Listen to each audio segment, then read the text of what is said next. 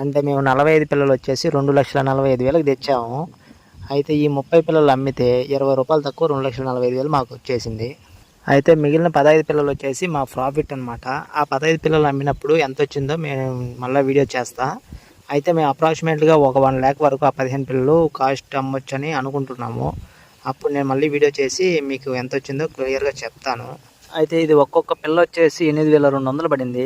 అది రీజనబుల్లో కాదు నాకైతే అర్థం కావట్లేదు. వాళ్ళైతే 8,200 రీజనబుల్ అని వాళ్ళైతే కొనుక్కున్నారు. ఇల్లు కూడా అమ్మేశారు. ఎవరికి కొంచెం బెనిఫిట్ ఎవరికి ఉండొచ్చు అనేది మీకు తెలిస్తే మీరు కొంచెం కామెంట్ రూపంలో చెప్పండి.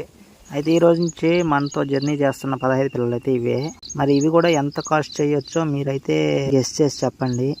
అయితే నెమ్మదిగా లోడింగ్ అయితే స్టార్ట్ చేశారు. ఆల్రెడీ 7 పిల్లలు అయితే లోడ్ చేశారు.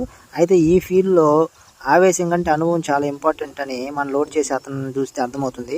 Thanks for watching. Have a nice day.